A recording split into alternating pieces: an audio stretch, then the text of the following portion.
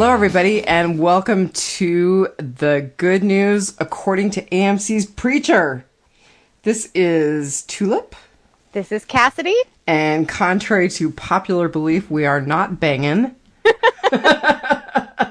And in flow with belief, we are, in fact, really late with our podcast this week. The world has just been conspiring against the both of us. And it still seems to be. Yeah. So let's Right. see if we can crank this one out. Yeah, right down to a reboot right before we started podcasting. But here we go. And it looks like it's recording, so we should be good. And we're off. So this episode was called South Will Rise Again. The South will rise again, yep. And I want to know how you rated it. I actually rated it pretty well. The first time I watched it, it was like, oh, what just happened? And the next time I watched it, paying closer attention, I think I would have rated it lower the first time, even though it's so shocking. But this time, it had a lot of meat to it. I mean, we saw the cowboy, we got Cassidy and Tulip together, and not in that way that they actually got together. But I mean, they finally came to realize that they have some sort of connection, and I'm not talking about their connection. Right. And, that ending. Yeah, that was really amazing. Raise the red flag at the Alamo, because no quarter will be given. No kidding. Okay, so 0 to 5. 4.8. It rated pretty high with me. Wow. Quentin Cannon heavy episode, and I really like his character, and he's our character of the week. But it had a lot of the cowboy, and the scenes with the cowboy were pretty disturbing. They were pretty heart-wrenching in a lot of ways. Yeah. And there were multiple ones. I mean, we spent quite a bit of time on the cowboy, considering how much we spent on him before. I rated it pretty high because I really liked the meat of this episode. Very cool. Yeah. Well, I gave it a 4 out of 5 totally bored tulips.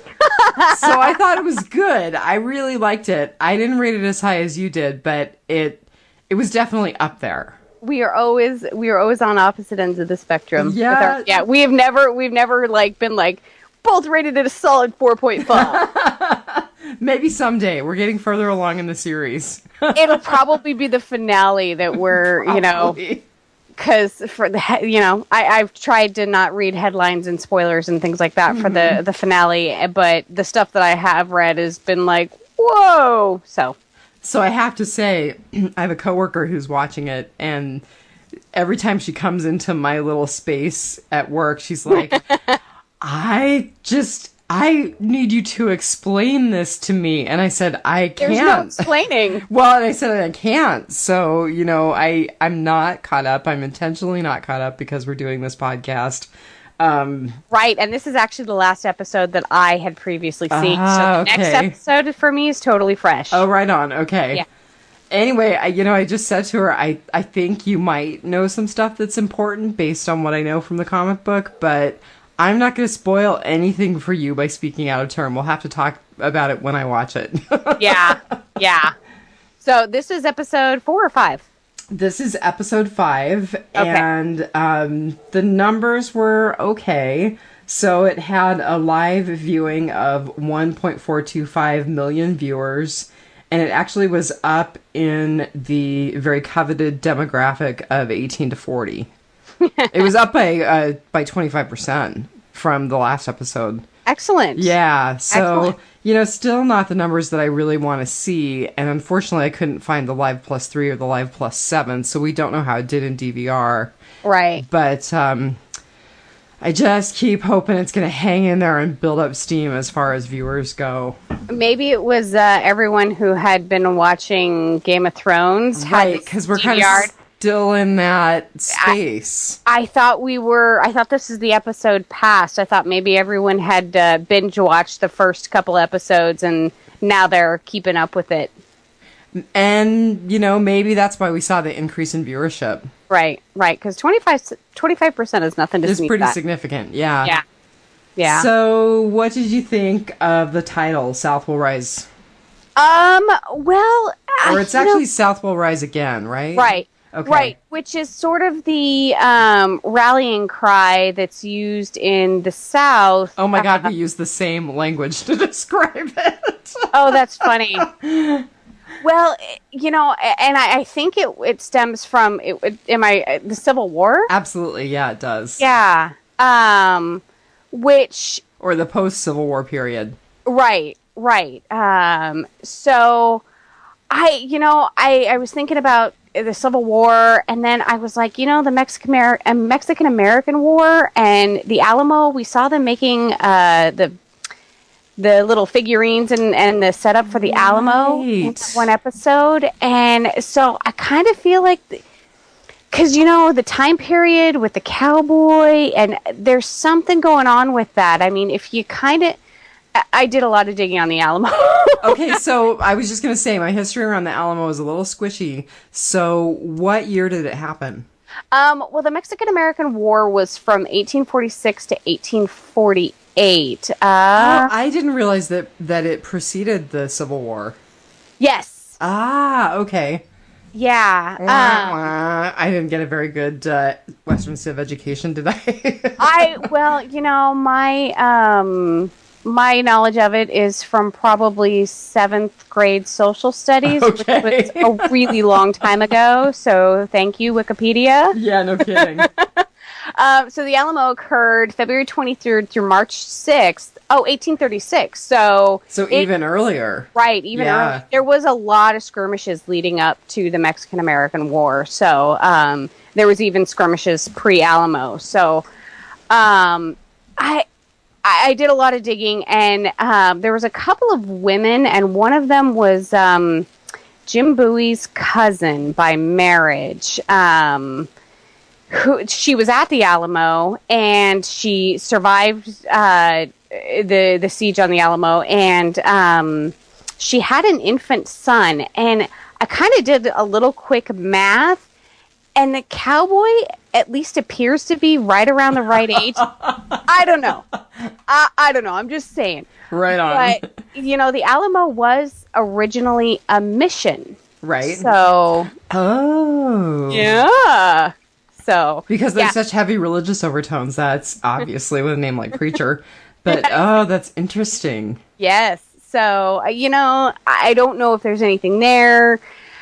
Nothing's really happenstance. Why were they sitting there making a little model of the Alamo? Right. I know they do the whole Civil War reenactment and that kind of thing. So I kind of feel like this had a very, of course, the South will rise again, has a very Southern tone. And, of course, they are in Houston. Right. So, well, they're close to Houston. Anvil. Right.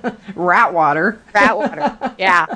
Well, so I focus my digging a little more on the Civil War because Donnie's a reenactor, and because the title very clearly came from his wife saying to him, "South will rise again." Yep.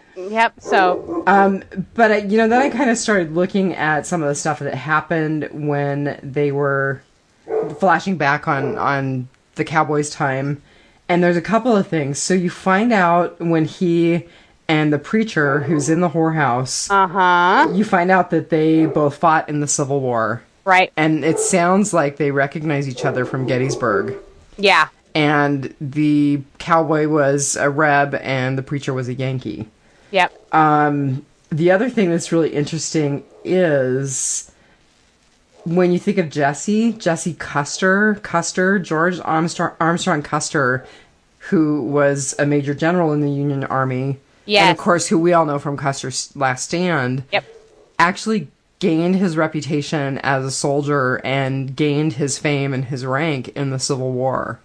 Yeah. So, I was kind of just digging through stuff like that. And then I was looking at specifically the preacher in the flashback. Is he Jesse's relative? Is he a past life for Jesse? I'm really thinking like great-great-grandfather or something, or great-grandfather. I really think that there is a familial connection there. I do too. I mean, I think there's a very clear relationship with the way that the actor looks as compared to Jesse's father and Jesse. But, however, we did see his wife and daughter die, so is Jesse's dad or granddad a bastard? I don't know.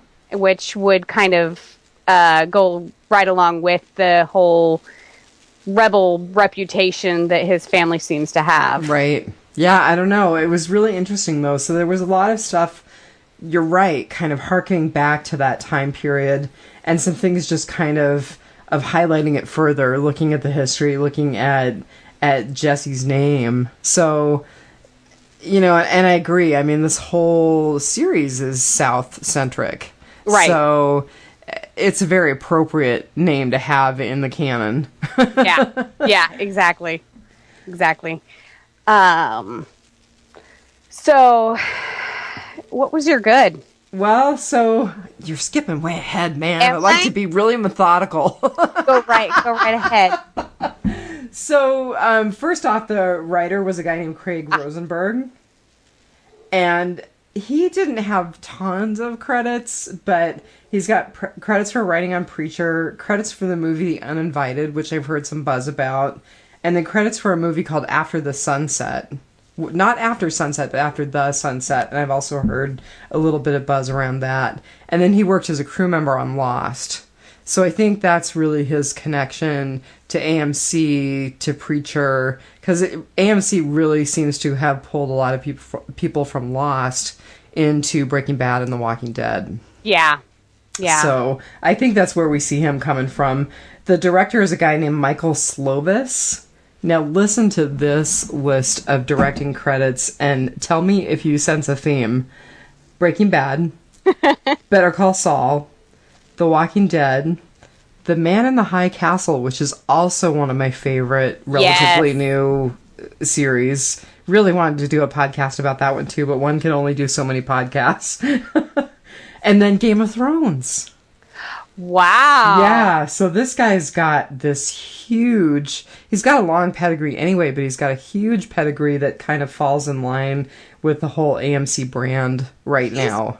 Got a big list of hits. Yeah. Yeah, wow. And I mean, he hasn't extensively directed on anything other than Breaking Bad, at least not that I was looking at in that brief review of his history. But again, he's just got all of the right ticks as a director in those series. So that was pretty cool to see. I always enjoy looking at those connections. You know, I don't see how this show can't continue with the type of talent that they've been attracting.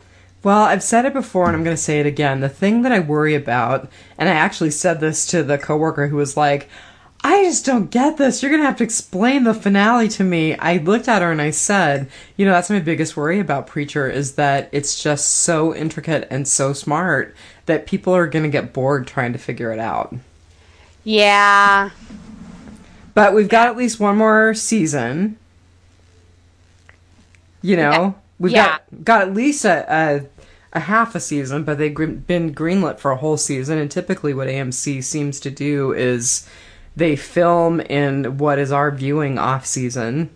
They don't film, as they go. So if anything, I could see them completing the first half of a season and then doing their, okay, now we're going to take a break, like they seem to be doing with Walking Dead. Finales. That is the thing now. When did that become a thing? I think it really became a thing with AMC. I really hate it. Well, it's a way to keep us hooked and a way to drag it out. You know, I blame Dallas for the cliffhanger, and I blame The Walking Dead. I was going to say, really, it's The Walking Dead. Yeah. Yeah. But, you know, the thing is, if you think about their timing in terms of their hits right now, so I'm still struggling with getting into Fear the Walking Dead, but it's got a bigger following than Preacher does. I think it's because it's trading on the heels of, obviously, The Walking Dead. Right. But they've got Walking Dead split into a first half of a season and a second half. They're doing the same thing with Fear the Walking Dead, so that kind of keeps continuity in terms of their year and their viewing schedule. So if they do the same thing with Preacher... And didn't they do the same thing with Hell on Wheels? You know, I have to be honest and say I still have to watch the last 2 seasons of Hell on Wheels. Yeah, me too. I don't know. But you know, the other thing is they've got all these kind of blossoming hits like I think that Norman Reedus motorcycle show Ride is going to be really popular. They've got a new series called Feeding the Beast, I think it is, with David Schwimmer from Friends. Is that another like car type show? Because I thought he was on. Oh, I can't remember the car show in the UK. Huh? I don't know. Yeah. Oh, maybe that was Oh, the guy who played Joey. Ah, okay. Yep. Yeah. Matt LeBlanc. Yeah. Yeah. Anyway, but if you look at it, I mean, AMC is really stacking stuff so they've got kind of continuous view. Yeah. So yeah. I could easily see them splitting this into two halves of a season. Yeah, and my first introduction with AMC really watching was The Walking Dead. Absolutely, me too. I never watched Breaking Bad or anything like that, and I think they even they did the Sopranos. I think they did the syndication airs of the Sopranos. Oh, okay. That's they really started to gain viewership. And then they came out with their hits, Breaking Bad, Walking Dead. But yeah, I think the mid-season finale is to sort of facilitate winter break, basically, right? And through sweeps. And it also, when you look at it, taking that breather between Walking Dead first half of season, second half of season, and Fear the Walking Dead, it gives them a chance to introduce new series like Preacher and get people hooked. Right. So. Right. Anyway, and one more thing before we go into the character of the week or the cast member of the week, I gotta tell you, you have to watch Breaking Bad. I know. You have to binge it, man. I will be honest and say I was not one of those people who watched it in the season until the final season, but it is amazing. I actually tell myself every now and then I'm going to go back and watch it, whole series again because I liked it that much. Ain't nobody got time for that. I don't know. I think it's so good I would make the time for that. You do realize it's an election year. I know, it's too damn much TV and good TV just for fun. And then when you are obsessively watching the reports from the trail. Yeah, and just media in general. Yeah. I mean, you've got the Olympics and you've got like the potential zombie outbreak in Florida because they're eating each other's faces off again. Right.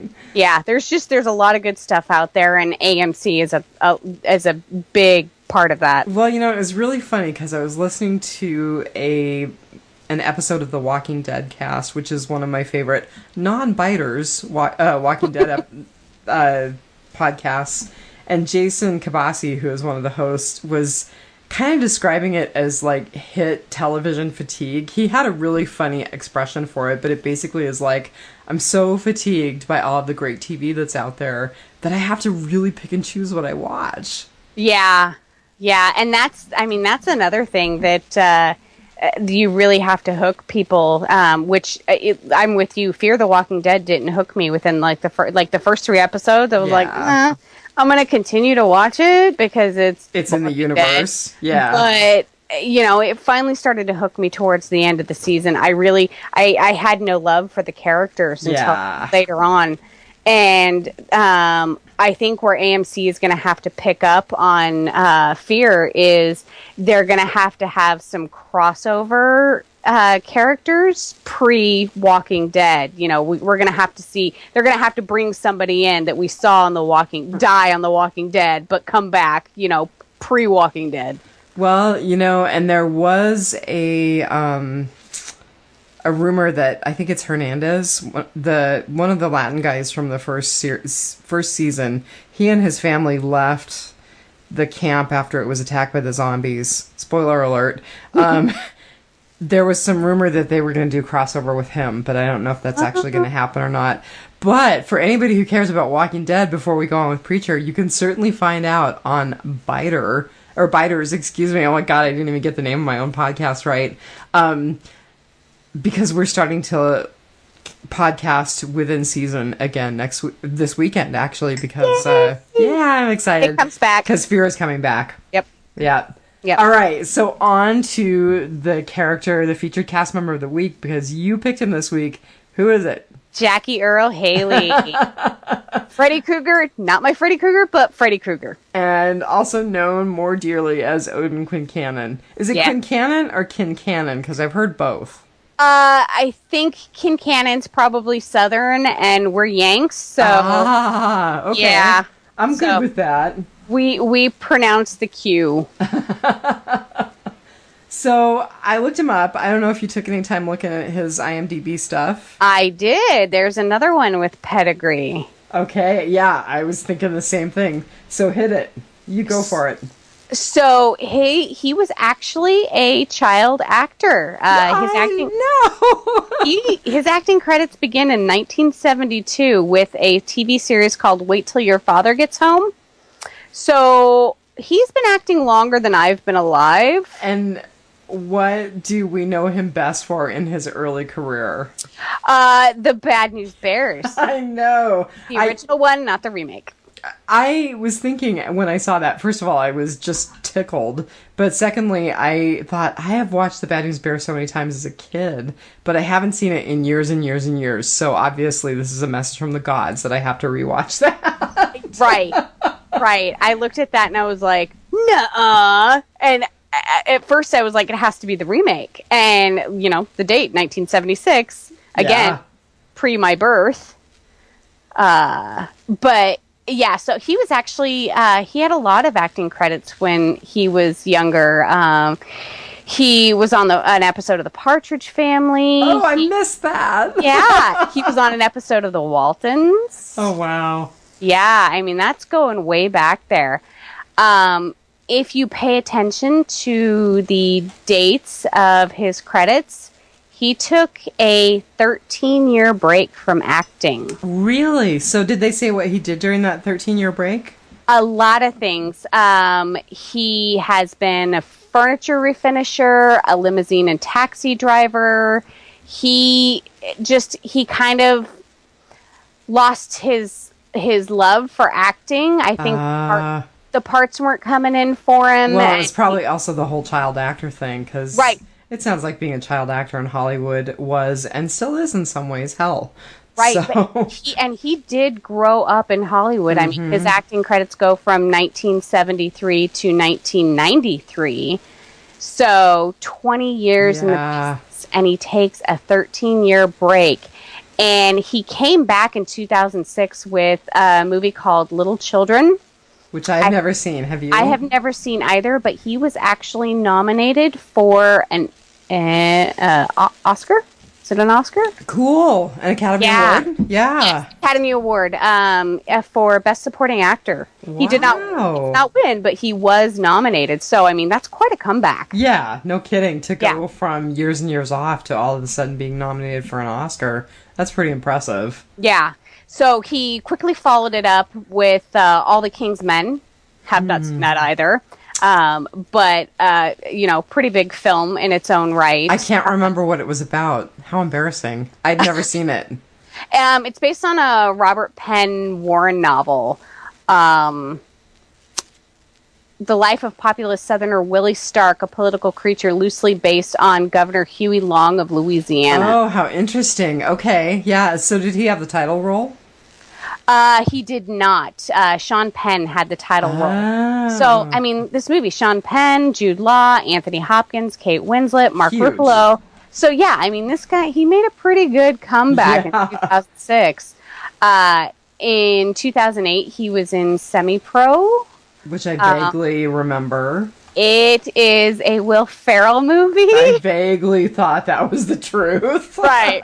So you can do the math on that one. But I mean, it was still a pretty big movie. It was Will Ferrell's heyday, and then he was in Watchmen. Okay, so I have to talk about that because there's a link there. Do you know what the link is? No. So the link is Jeffrey Dean Morgan was one of the superheroes in Watchmen too. Oh, that's right. So he worked with Jeffrey Dean Morgan, who we know is like the biggest thing to happen to The Walking Dead in seasons. Right. He was the comedian. Right. And Jackie Earle Haley was Rorschach. Yeah. And I have to tell you that I saw that and I saw the connection. I was like, oh, that's another thing I've been meaning to rewatch. Again, I mean, just there's so much. He was in Shutter Island. I have not seen Shutter Island. Who hasn't seen Shutter Island? Me. Yeah, there's too much out there. And then he was in the Nightmare on Elm Street reboot. Okay, so talk about that, because that was more your era of the 80s than it was my era. Okay, so and I know we're talking 2010, but... Right. Full disclosure on me, I'm an adult woman who still wakes in the night thinking that Freddy Krueger is hiding under her bed. It is the only thing that scares me. I love horror movies. That is so funny. I can handle Jason, I can handle Mike Myers, I can handle Candyman, but Freddy Krueger still scares the bejesus out of me. So did you watch the reboot? I did. And, I'm one of those where it scares the crap out of me, but every time it's on cable, like any of the Nightmare, I have to watch it. Like, I can't not. It's a drug. It's awful. And then, I won't have nightmares that night. It'll be like a week later that I'll have a nightmare. Yeah, I do it to myself. But so he was a very good Freddy Krueger. He was a very good follow-up to who was the original Freddy Krueger? I was going to say, don't ask me. I have his name buried somewhere in the vault, but I can't pull it up at this point. Right. So,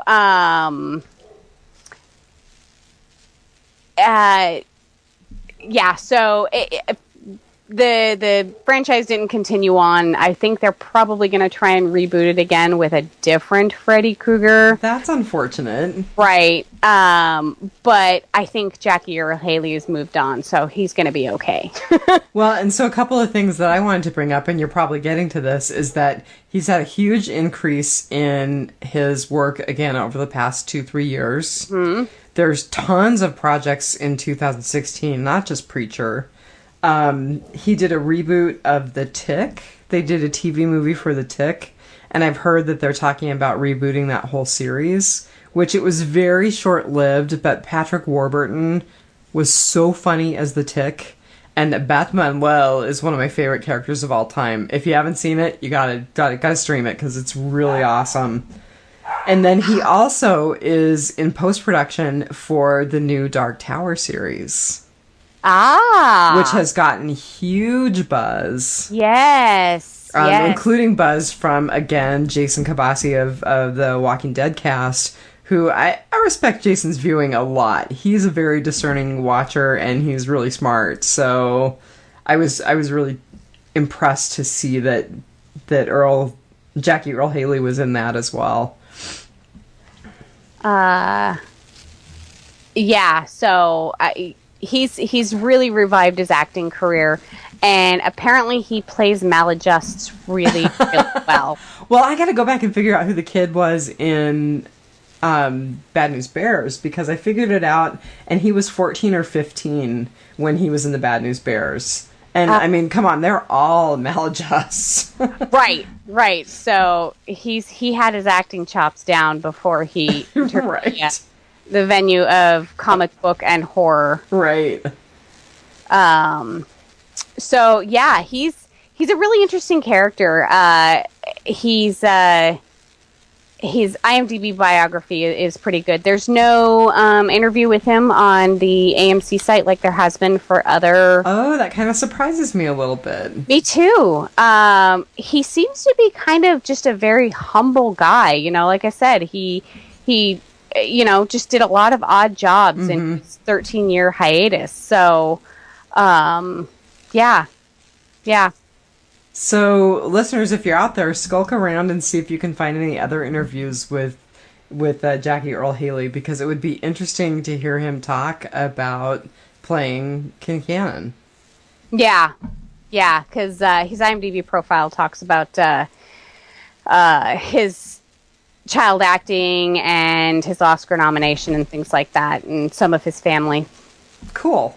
But yeah, so... Yeah, he was a big character on this episode. Yeah. In the middle and in the end. So now we can move on if you want to move on. Yes. So tell me your good news. My good news was the cowboy. I really liked seeing a lot. I mean, they really should just dedicate an entire damn episode to the cowboy.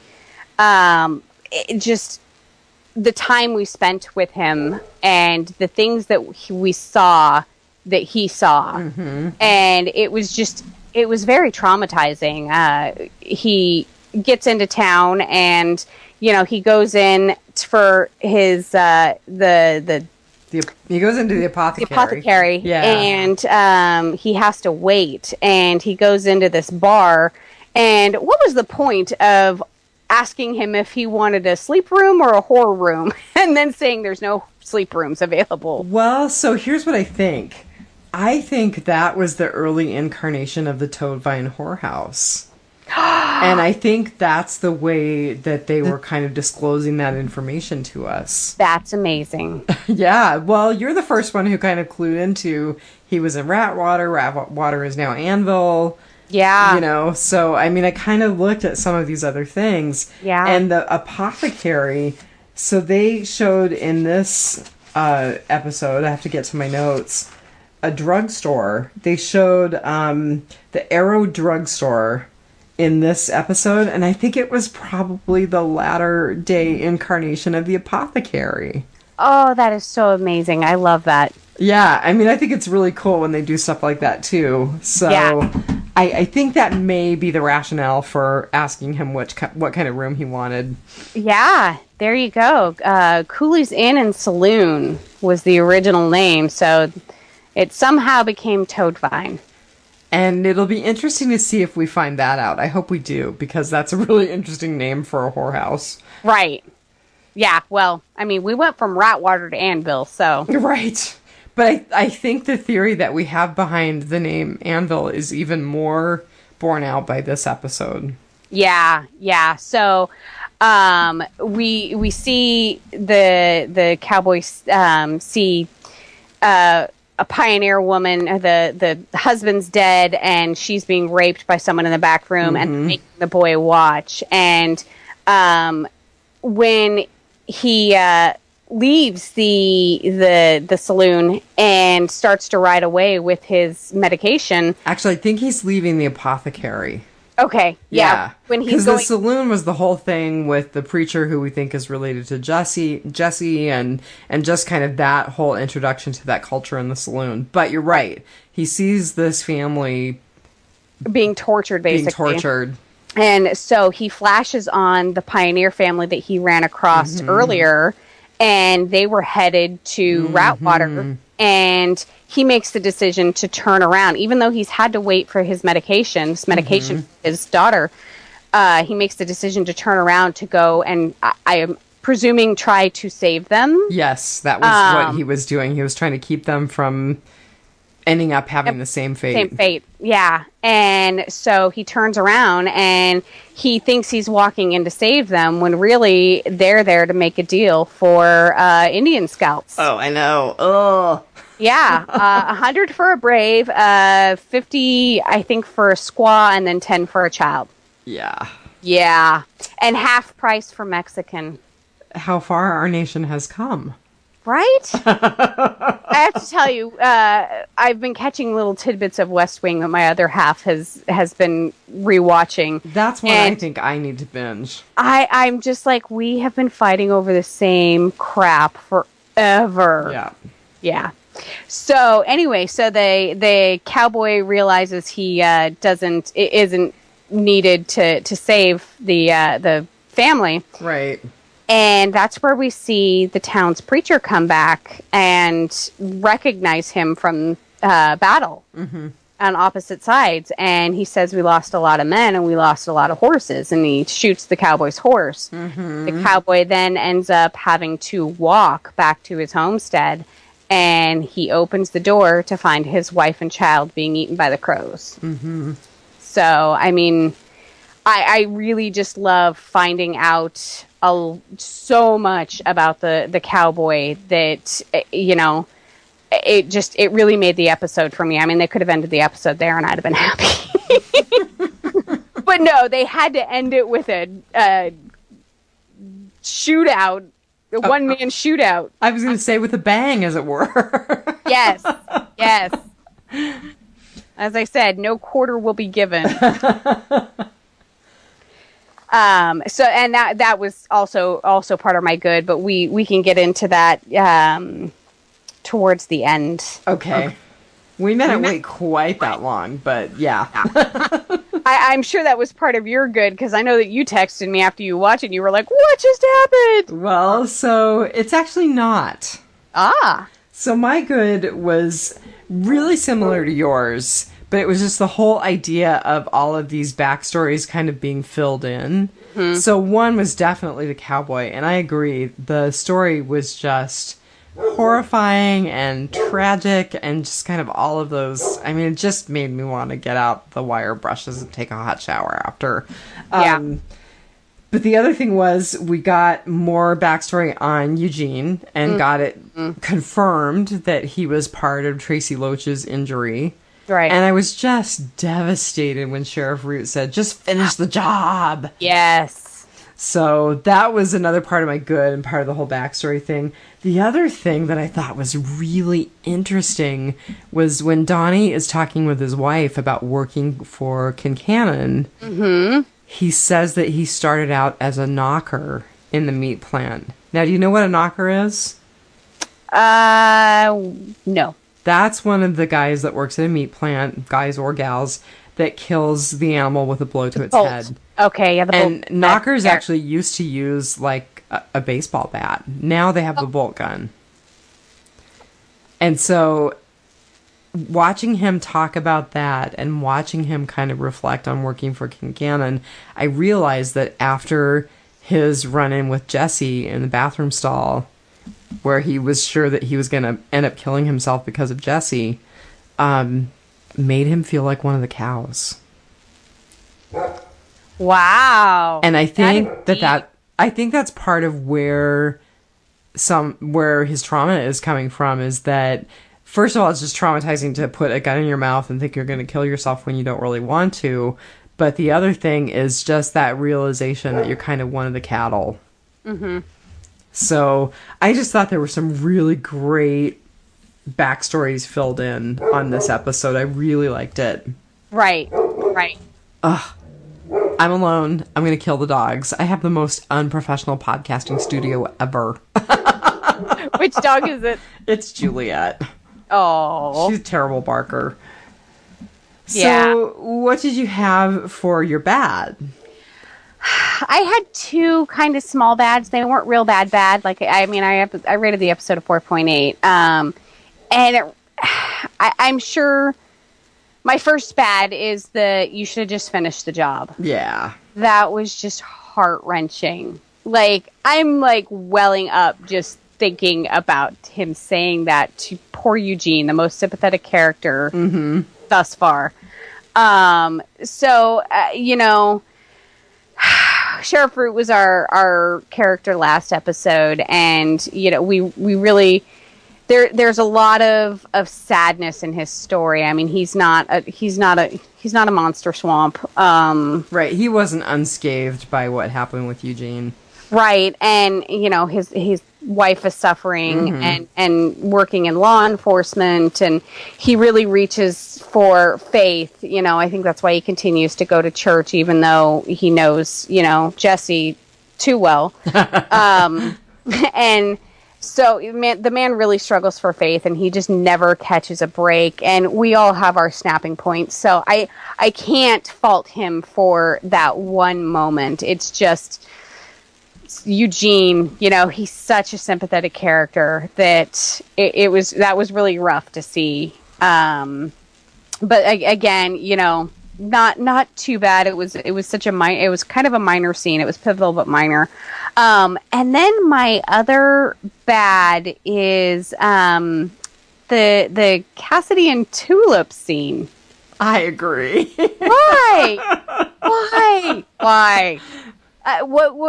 I don't know the plot purpose for that yet, and it kind of bothers me because she really was not into it. Mm-hmm. And Cassidy had just come out of strip joint. I'm sure he could have charmed his way into a stripper's room. So, but we know what happened to him the last time he was at the Toad Vine. He met Tulip. Right. Look how well that worked out. Unfortunately, I think Cassidy's thinking it worked out really well. And yeah, Tulip's face pretty much shows us all that it didn't. Right. So, I mean, I don't know why that scene was thrown in there. I'm sure we'll see. But, you know, Tulip is supposed to be Jesse's girl and Cassidy is supposed to be Jesse's friend. Yeah. So, yeah. And I don't think they had put 2 and 2 together yet. I think you're right. Yeah.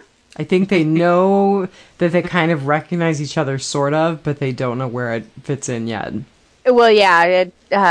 Anvil's not that big, and I think they both saw each other in the church a couple of times. They have a couple of times. You know, there's like 22, 23 parishioners, you know. It's a huge church. Right. So. But getting bigger this episode. Right.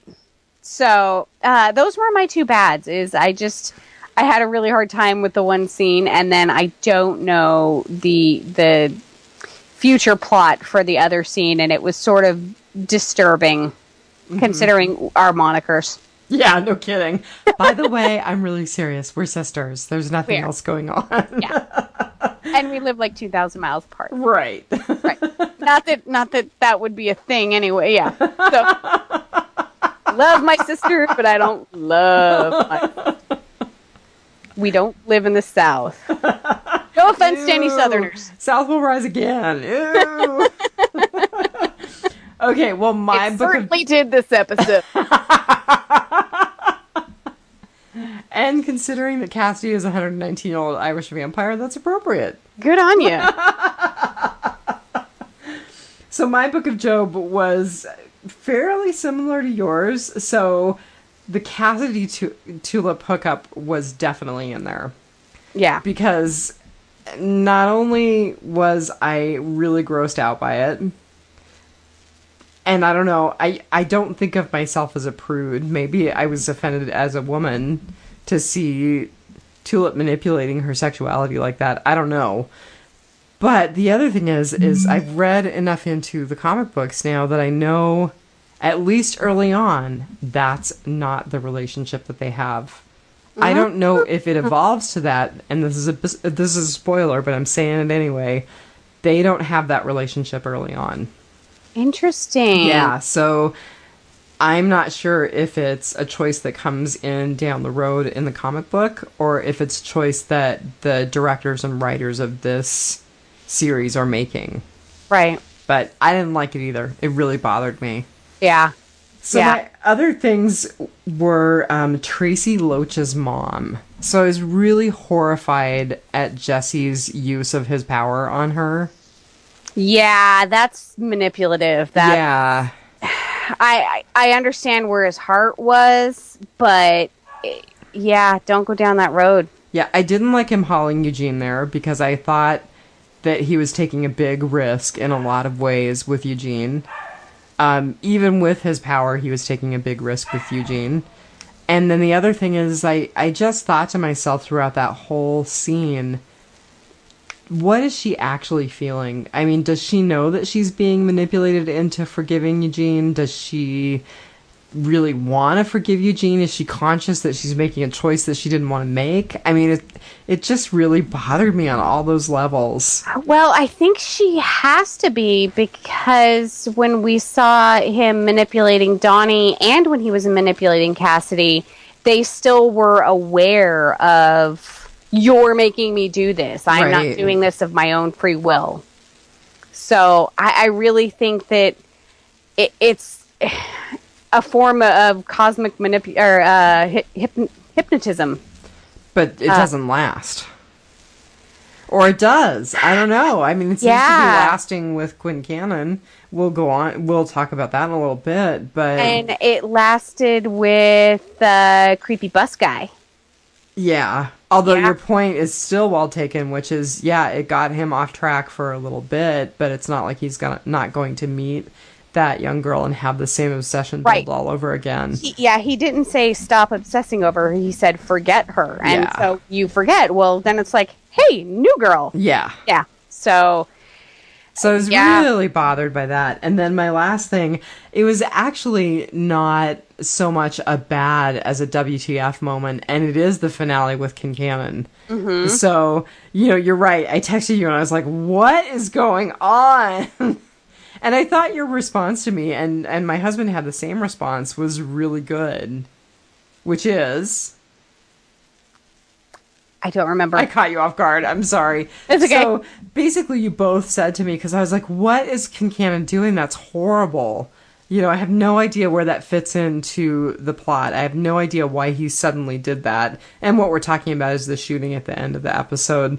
And both of you, in so many words, said, you have no idea what serving God, what form that will take. Right. Because it goes back to what we were saying about Jesse just a few minutes ago. All he said to Kincannon was serve God. Right. So, maybe in the huge scheme of things... You had a good point when you said what he worships.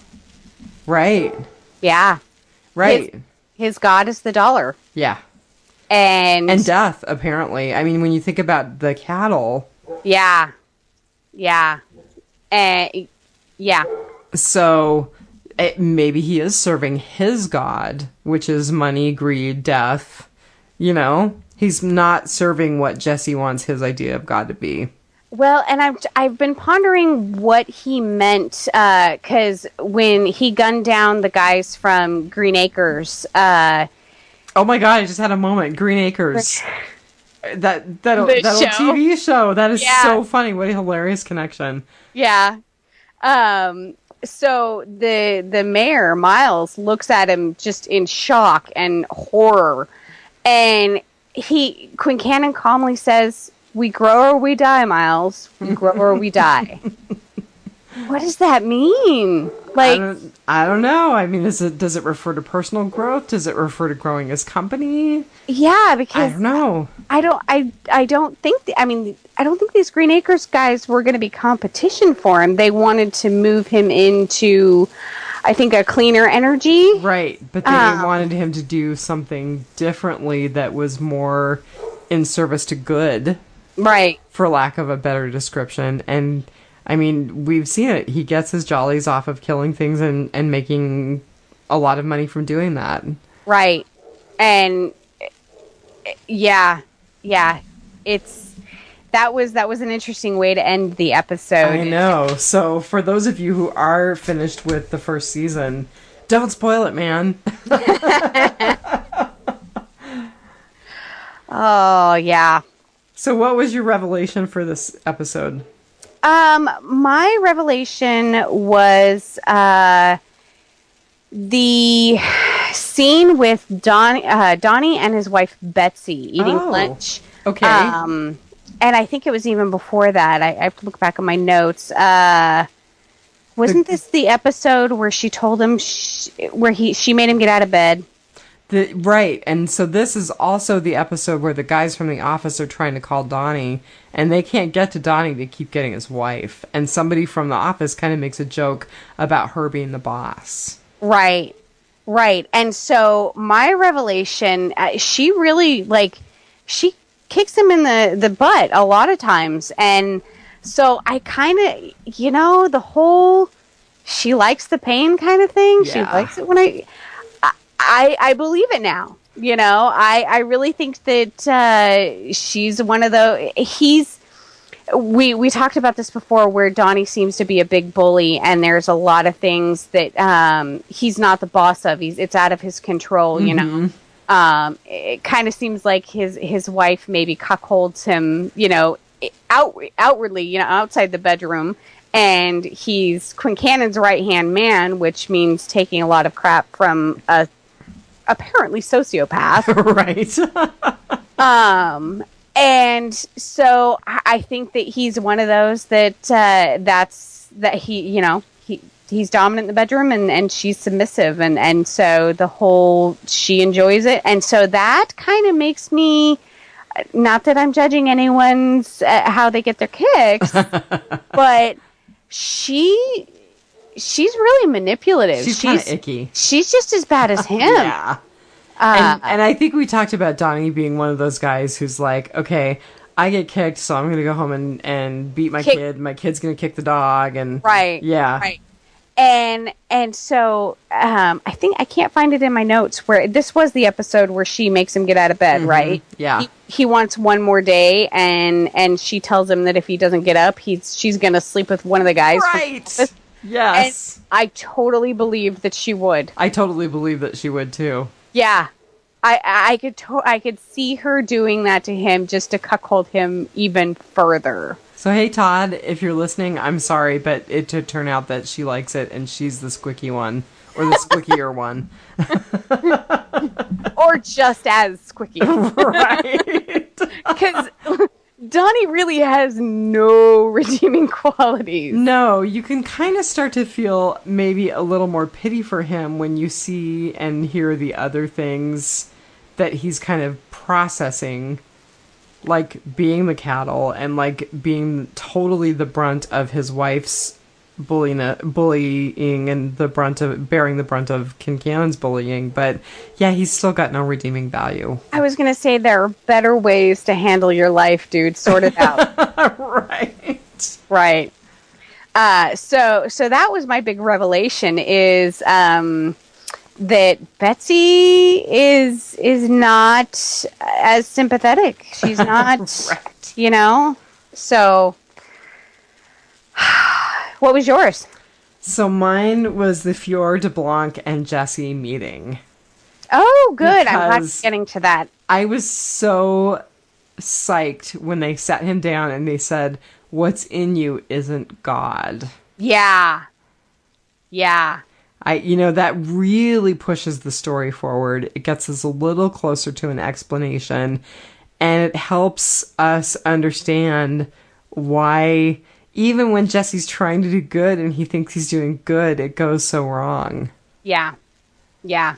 And, for the entity that's in him, I actually, like I said, on the IMDb page, it pretty much says it right out. It has a name there, but Yes. I've actually seen another name. So I haven't looked at IMDb. It's going to be interesting as we close out the first season to learn whether or not the name that's being used for the entity is what's used for, and the description that's provided for the entity is what it happened in the comics. Right. But yeah, what's inside of you isn't God. Yeah, I loved that. That's quite the revelation to Jesse. Yes. He was pretty cocksure through this episode. Yes. His head seems to be growing, Well, and what was interesting is while he was being cocky, he was really scaring a lot of other people. Yes. So he was scaring Emily. Yep. He was scaring, he scared Donnie because Donnie kind of started to put together, hey, he impacted me. He impacted the bus driver. See what he did to Kincannon at the last church service. Mm-hmm. So he really is starting to scare people. And now, in addition to that, he personally gets the revelation that what's in him is not God. Right. And that in the scene with Betsy and Donnie, he tells Betsy that Preacher has some sort of power, and so he's making himself obvious, and that's going to make him a target, as much of a target as you can be when you have the Word of God in you, when you can make people put a gun in their mouth. So he's just, I think that's really, you described it perfectly, and the whole drama of everything perfectly, which is that Jesse's getting cocky. Yeah. And that's kind of been one of my take-homes from the last season of The Walking Dead also, is that, you get cocky like that, you make mistakes, and everything has consequences. I'm telling you, man, life will teach you humility whether you want to learn it or not. Yeah. Yeah, so I think he's in for a rude awakening towards the end of the season. How many episodes do we have left? We are halfway through. There's 5 total in the season. So. Okay. 10 total. 5 They're 10. Yeah, sorry. Right. Yeah. God. Okay, when I bonked my head, I lost the ability to speak and add. And my handwriting's gotten atrocious too. Well, and I wrote something down, and I don't exactly know. I know what scene I got it from, but I don't know what it was. So I've kind of been doing this thing that's become numerology Bible study.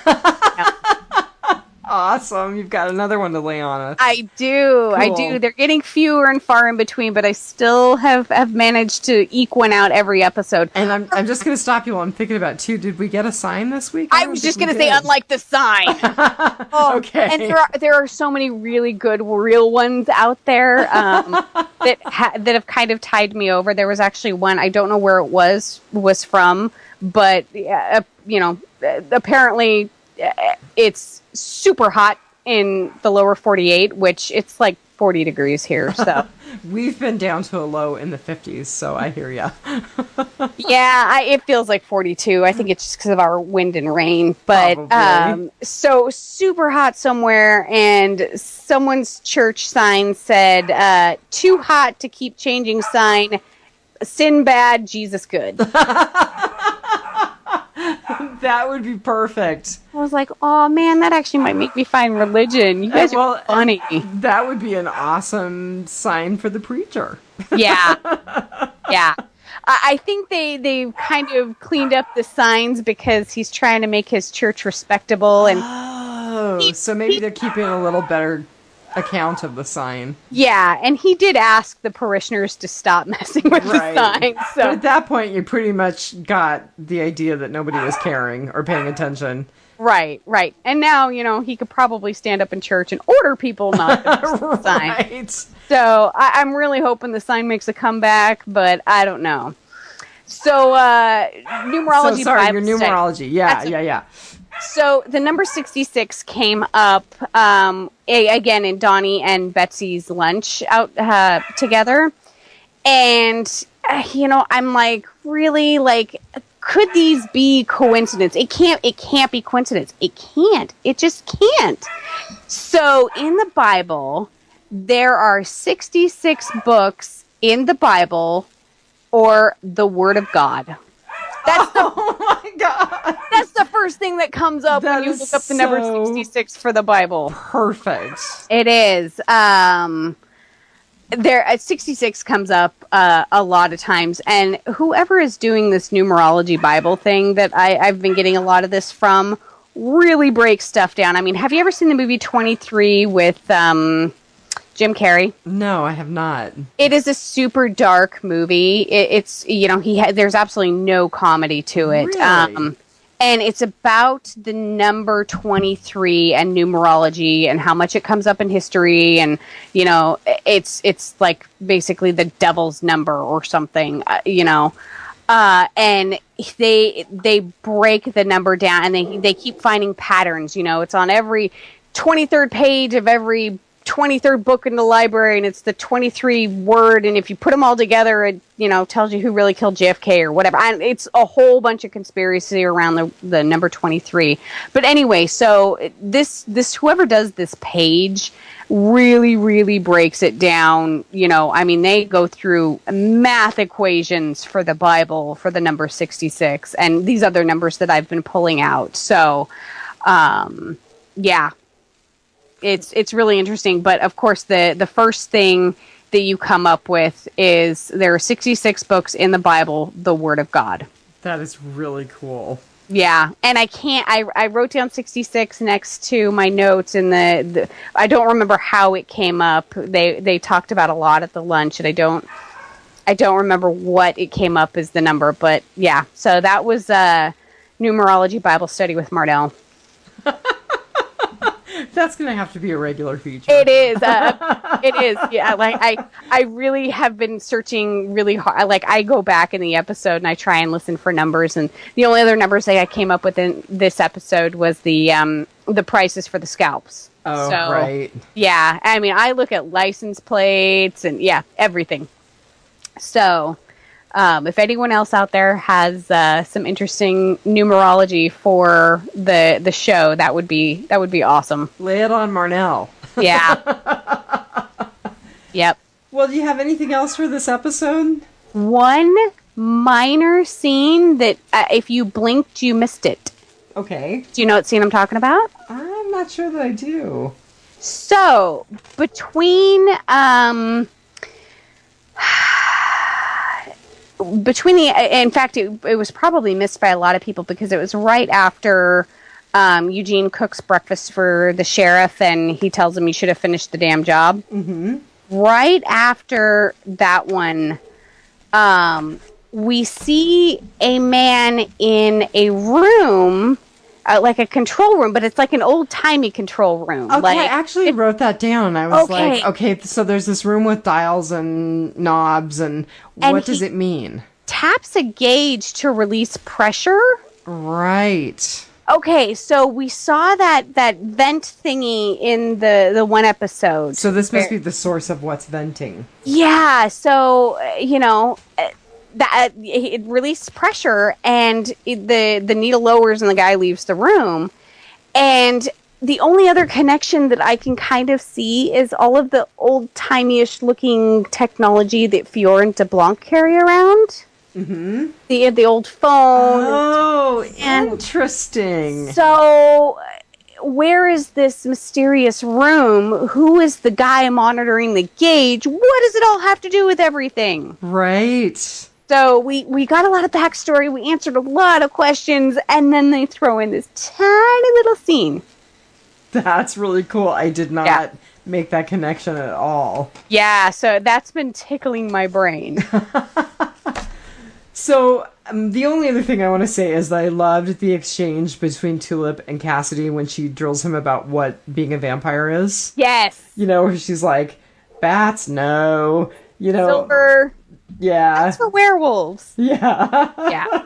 And he talks about sunscreen. And I wrote that his take on the cross was really funny, but I actually didn't write down what he actually said. Yeah. But I just remember cracking up. Yeah. They had quite the interesting arc. Yeah, because when they have their moment towards the end of the episode where they're having sex in the back of the car, I think he says something like, "So are we friends now?" or something like that, and she says, "Even better, we're in love." And yeah, when they flash on her again, she doesn't look very lovey. Well, I think she's trying to manipulate him, but the question is manipulate him into what? What exactly is she doing? Yeah, and she did rob the drugstore this episode, so... Right. Yeah. So she's definitely got an interest in having Cassidy under her power. We just haven't figured out what it is yet. Right.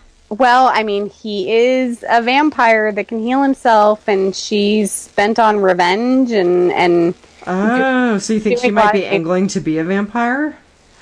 Either be a vampire or use his ability to, regenerate. Somehow get him on her side or pay him or manipulate him into helping her endgame.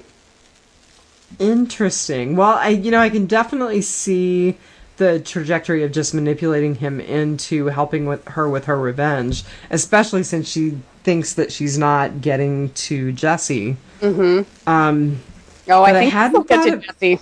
But I hadn't thought about the angle of her potentially getting Cassidy's power for herself. Yeah, because, she finds out he's a vampire, and all of a sudden we're in love.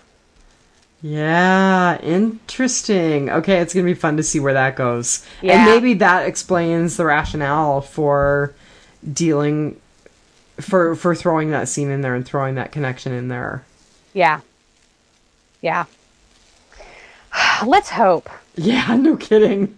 I don't want it to be throwaway, and I don't think it is, but I don't know where it's going. Yeah.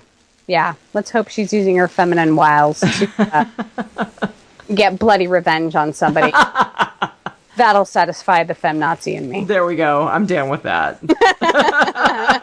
By the way, not to get political on a podcast that's about TV, but I'm taking a lot of heat for resharing certain pictures from today's media. Oh. Which I think is very interesting, speaking of the frustrated feminazi in me.